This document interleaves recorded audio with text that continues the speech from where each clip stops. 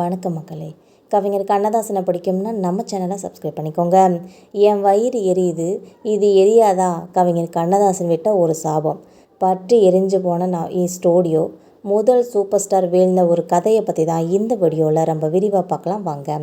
தமிழில் ஒரு சொல் கொல்லும், ஒரு சொல் வெல்லும்னு சொல்லுவாங்க. அதுதான் தமிழோட வலிமைன்னு கூட சொல்லலாம். இது நிறைய நடந்திருக்கு. அதில் ஒரு சம்பவத்தை இப்போ நம்ம பார்க்க போகிறோம்.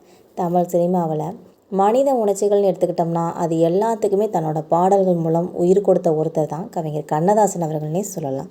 இவர் சோகம், மகிழ்ச்சி, காதல், வெறுப்புன்னு சொல்லி எல்லா உணர்ச்சிகளுக்குமே தன்னோட பாட்டில் ரொம்ப வசீகரமான வரிகளை போட்டு வெளிப்படுத்தியிருப்பாங்க. கவிஞர் விரக்தியில் சொன்ன ஒரு வார்த்தை கூட ஸ்டூடியோவையே எரிச்சிருக்குன்னு சொல்லி கவிஞர் வாலி அவர்கள் ரொம்ப ஆச்சரியத்தோடு சொல்லியிருக்காங்க. அதை பற்றி பார்க்கலாம். தமிழ் சினிமாவில் கவிஞர், இசையமைப்பாளர் ஜோடின்னு எடுத்துக்கிட்டோம்னாலே அதில் எம்.எஸ். விஸ்வநாதனும் கவிஞர் கண்ணதாசனும் எழுதின எல்லா பாடல்களுமே இன்றைக்குமே ரசிக்கிற ஒரு பாடலாக மக்கள் மத்தியில் நல்ல வரவேற்பு பெற்று வந்துட்டுருக்க ஒரு பாடல்னே சொல்லலாம். இந்த மாதிரி பாடல்கள் மட்டும் இல்லாமல் கவிதை, புத்தகம், கட்டுரைன்னு சொல்லி எல்லாத்தையுமே எழுதியிருக்காங்க கவிஞர் கண்ணதாசன். சினிமாவிலையும் எழுத்தாளர், இயக்குனர், தயாரிப்பாளர், திரைக்கதை ஆசிரியர், இப்படி நிறைய பன்முக திறமையோடு ஒரு வளம் வந்துட்டு இருந்த ஃபேமஸான ஒருத்தர்னே சொல்லலாம். தன்னோட வாழ்நாளில் கடைசி வரைக்குமே கண்ணதாசன் திரைப்படங்களுக்காகவே பாடலை எழுதி வந்திருக்காங்கன்றது குறிப்பிடத்தக்கது. கண்ணதாசனுக்கு போட்டியாக பாடல் எழுத வந்தவர் தான் கவிஞர் வாலி அவர்கள். இதுக்கப்புறமா 2 பேருமே பெரிய கவிஞராக மாறுறதுக்கு 2 பேருக்கு இடையில ஒரு நெருங்கிய நட்பு உருவாகிடுச்சு. கவிஞர் கண்ணதாசனை பற்றி ஒரு நேர்காணலில் கவிஞர் வாலியே பேசியிருப்பாங்க. அதாவது தமிழில் ஒரு சொல் கொல்லும், ஒரு சொல் வெல்லும், அதுதான் தமிழோட வலிமை. இது நிறைய நடந்திருக்கு.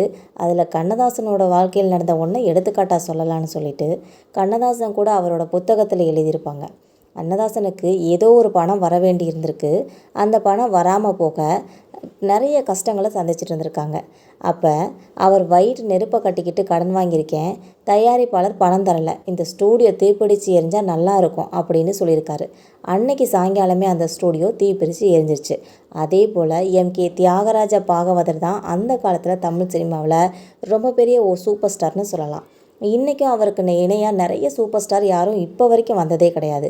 அப்படி கே.எம். தியாகராஜ பாகவதர் மேலே மக்களுக்கு அவ்வளோ ஒரு ஈர்ப்பு இருந்துச்சு. அவரோட ஹரிதாஸ் படம் 3 வருஷம் ஓடிச்சு. அப்போ தியாகராஜ பாகவதரையும் வச்சு ஒரு வால்மீகின்ற படத்தை ஆரம்பிச்சிருப்பாங்க. பாகவதர் அதில் வால்மீகியாக நடிச்சிருப்பாங்க. முதல் நாள் படப்பிடிப்போட முதல் டைலாக்கே நான் கைதி அப்படின்ற பாகவதர் அப்படின்னு சொல்லணும். அந்த பூஜை படப்பிடிப்புங்கிறதால அதோடு முடிஞ்சிருச்சு. அன்னைக்கு சாயங்காலம் பாகவதர் லட்சுமிகாந்தன் கொலை வழக்கில் கைது செய்யப்பட்டுட்டாங்க. இதனால் இது மூட நம்பிக்கையில் வராது, பேசும்போது நல்ல வார்த்தைகளை பயன்படுத்தணும்னு சொல்லி கவிஞர் வாலி அவர்கள் ஒரு நகைச்சுவையாக இதை சொல்லியிருப்பாங்கன்னு கூட சொல்லலாம். மக்களை, இந்த நிகழ்வு உங்களுக்கு பிடிச்சிருந்தாலும் இதை பற்றின உங்களோட கருத்துக்கள் என்னன்றதையும் மறக்காமல் நம்ம கமெண்ட் பாக்ஸில் தெரிவிங்க. மறக்காமல் சப்ஸ்கிரைப் பண்ணி பெல் ஐகானை கிளிக் பண்ணி வச்சுக்கோங்க. தேங்க்யூ.